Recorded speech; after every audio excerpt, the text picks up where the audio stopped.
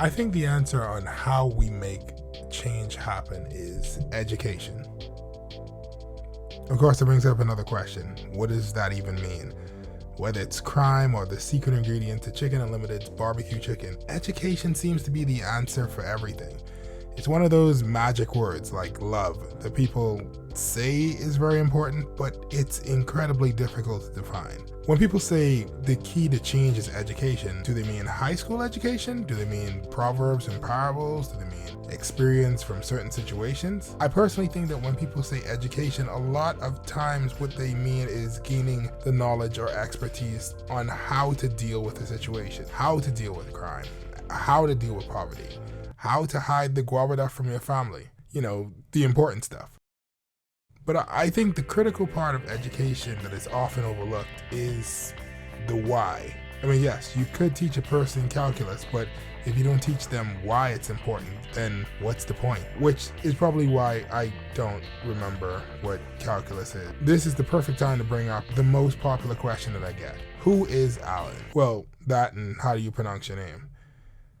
This is a long story. To explain who Allan MOLECH is and what is his fan club, we have to go back, so bear with me. MOLECH is the name of the Canaanite god of fire, sometimes represented in modern art as an owl. Tradition holds that the worshippers of this god would do crazy things like sacrifice children to him to assure victory in battle or gain riches.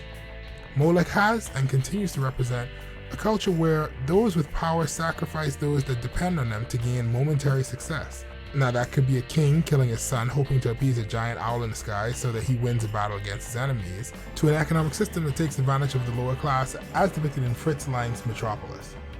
And then Allan was the most bland name I could think of.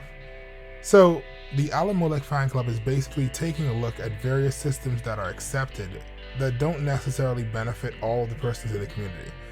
What if we blew the problematic issues out of proportion and then framed it in a world where it was considered normal? What would a world where questionable summer camps met glorified hypermasculinity look like?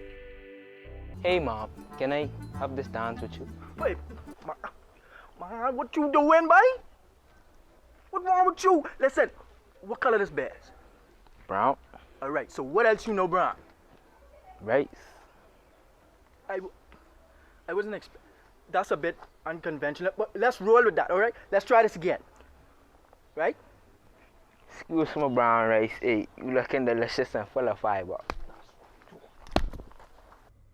Perhaps the next time you saw someone teaching a young boy how to harass a woman on the road by example, you would remember brown rice and you would ask yourself, why? Because why tells us for what reason something came about. And once you can go looking for the why, then you can ask yourself, is this thing serving its purpose? Should it change? How do we prevent it from happening again if need be?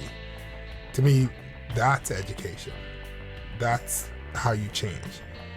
The Allan MOLECH fan club is a deconstruction of our society. Yes, it's funny, and sometimes the truth is more ridiculous than any satirical piece that you could slap together, but at the end of the day, the hope is that you see parts of society that are feeding off of the marginalized.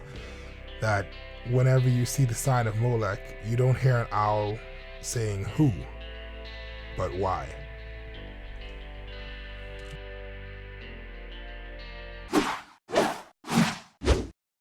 Why?